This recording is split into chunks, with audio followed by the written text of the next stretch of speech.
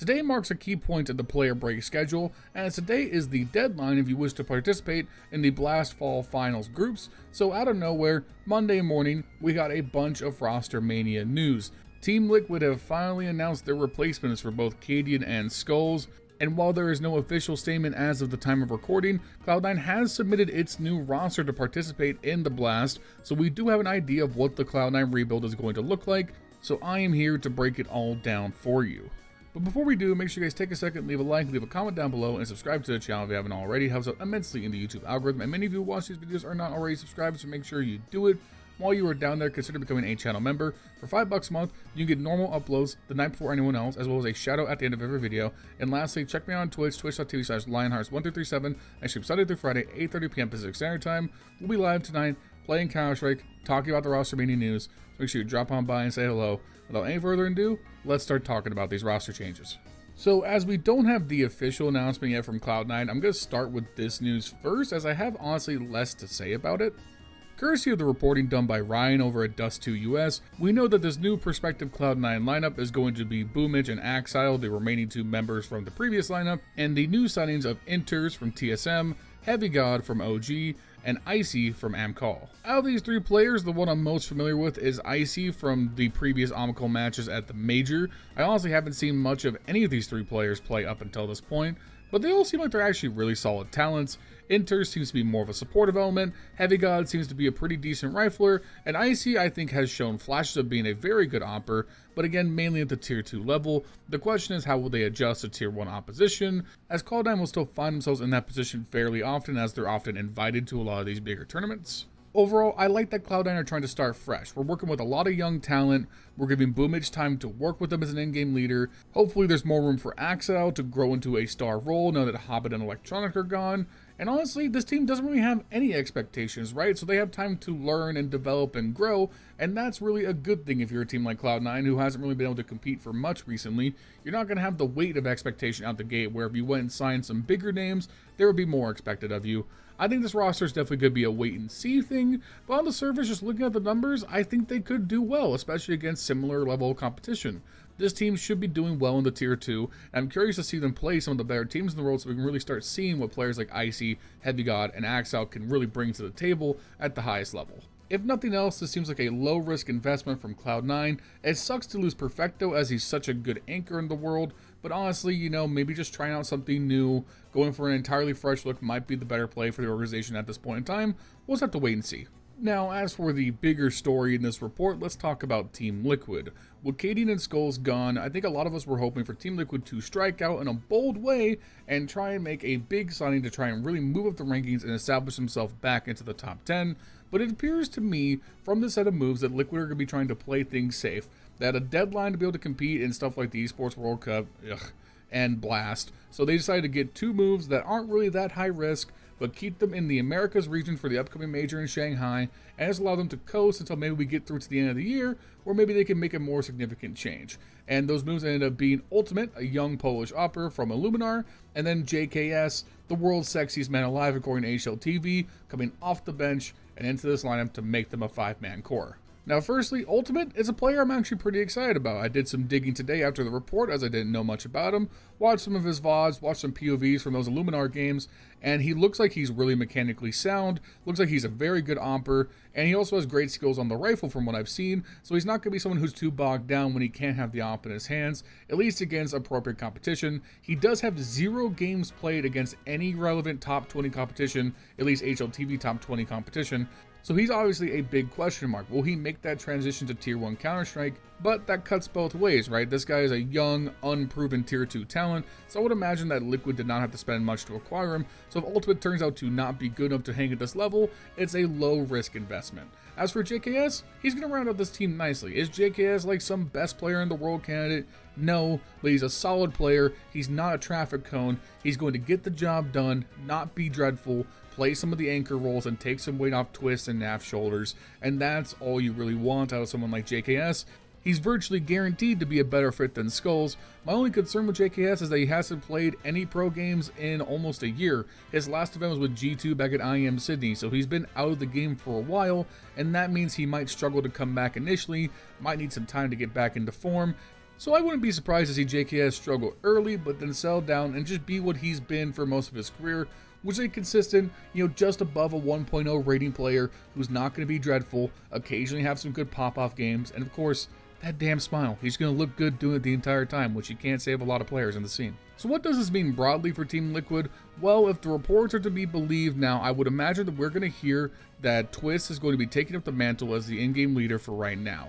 Yekindar should not be in-game leading, he doesn't want to, there's no reason to go back to him, and hopefully with this new space, we can see Yekindar recover some of that form that he was known for when he still played for Verse Pro, but is yet to reproduce during his time in Team Liquid. This feels like very much Yekindar's last chance. If we get to the end of the year and Yekindar is still not good enough, I would imagine he is going to be out the door as well, with whatever the future of Team Liquid looks like post the next player break. As for Twistzz to IGL, I really don't like it, and I actually really don't like it. I think it's a waste of time. I think it's a waste of Twistz's exquisite generational level talent for him to be spending time worrying about being an in-game leader. Now, I'm also going to be realistic. I'm going to understand the situation fully and say, hey, like, we're up against a deadline. The in-game leader market is not very good right now. They need to figure out some kind of roster solution so they can participate in the upcoming tournaments. And so Twistzz to IGL as an experiment made the most sense for what was available. I get that. However, it definitely shouldn't be a long-term solution. I don't care what happens. Even if Liquid go out and win tournaments, Twistzz as IGL on the long term, I think it's going to be a net negative for the team because it's almost assuredly going to be a net negative to Twistzz as an individual. I'm sorry, we have the data to back this up at this point. As soon as a star player decides to be an in-game leader, his ability as a star player, his impact goes down. There's too much extra shit on top of having to click heads to be the leader at the same time. Like, the only potential silver lining to Twistzz taking a shot at the IGL is that he just kind of one-for-one tries to mimic Kerrigan's style, which is a loose, straightforward style, simple playbook at the beginning of the round, maybe the occasional mid-round call based on what happens, but send your players out and allow them to create openings. Twistzz, do not overcomplicate this, do not read too much into it. You are just there to call a very basic strat and then focus on what you're really good at, which is having the rifle in your hands and putting up those numbers. If Twistzz gets too bogged down in the details, really trying to establish himself as like a potential IGL, I think it's just going to be such a net negative for one of the most mechanically gifted players the game has ever seen, man. And honestly, I would have even liked to have heard of maybe Nafly trying to take a crack at it over Twistzz. I want Twistzz to just be focused on being Twistzz, not having to worry about working with his coach, doing map pick bans, watching demos, all the shit that IGLs have to do, managing the team. No, I don't want Twistzz to focus on any of that, man. I get it. This was not the ideal move. I don't think anybody, maybe other than Twistzz, wanted this, but I just think it's a gigantic waste of time. Overall, my big takeaway is I am bummed that this previous Liquid team just didn't work out. There was an HLTV article separately from this about a podcast appearance that Yekindar did recently, where he was talking about his time in Liquid and also what might have went wrong with kind of the Cadian era of this team, and it looks like it's exactly what we all thought it was. Cadian is a micromanaging style of in-game leader. He wants to manage all the chess pieces on the board at once. He's not big on player freedom or playing very loosely. You are doing what Cadian says. You are running the Cadian system. Cadian is controlling everything in the game. And that works with a bunch of younger, unproven players who fully buy into the system.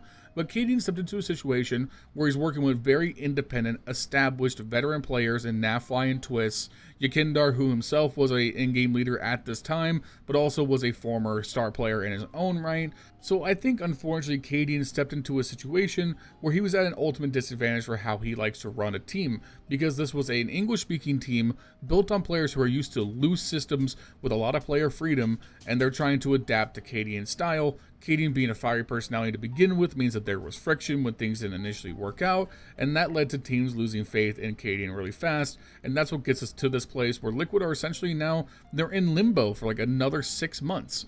Like, call a spade, this Liquid team isn't going to win a significant tournament, unless Ultimate turns out to be an incredible diamond in the rough, this like unknown tier 1 omping talent that just has no problem adapting to a whole new level, and Twistzz can call a loose system that maximizes the players around him, but that's really asking a lot. That's going to be a huge turnaround over what people are expecting out of this lineup. The reality is, this team is designed to coast, get them into the major because the America's RMR is just easier to get through, get the sticker money, bolster your finances, and then during the next player break, after Christmas, then you go for the big shebang, the grand trade, the big signing. You call in simple, you do whatever you can then to build the Liquid super team.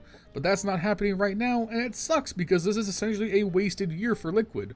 The first part of CS2 for Liquid is just going to be a footnote because they weren't able to do anything with the first super team they assembled, and then now we just have to, twiddle our thumbs and wait, and I hate that. So yeah, those are my thoughts on this new roster news for today. I think Liquid are going to be okay. I'm sure they're going to be, they're going to win like a couple good series here or there. But I am just disappointed that we're going to be essentially on waiting again for Twistzz to be in another top team, which sucks because he's one of my favorite players. As for Cloud9, I think the future looks bright. Is this going to be a roster that's going to really tear the world down? Probably not, but it's a chance to develop some new talent. It's a fresh look if nothing else. I do like Boomich and Axile as players. I like Boomich as an IGL quite a lot. So this is more of a chance for him to adapt and grow and become a more tactical, in-depth in-game leader with new players who are going to look to him as a major winner, a tournament winner, someone with pedigree and now veteran status. So hopefully they buy into the Boomich system entirely and we get to see some dividends out of Cloud9, which hasn't been able to do anything in the last like 5-something years. Let me know what you guys think in the comments down below. I'll be down there responding as always. Make sure you like, comment, subscribe, all that good stuff. Shout out to my channel members, Justin, Jesse, Furley, Bubbles, Jay. Thank you guys so much for supporting and keeping the lights on. If you want to become a channel member, check the link in the description down below. Consider doing it for $5 a month. Other than that, check me out on Twitch, all that good stuff, yada yada, boom boom boom, later.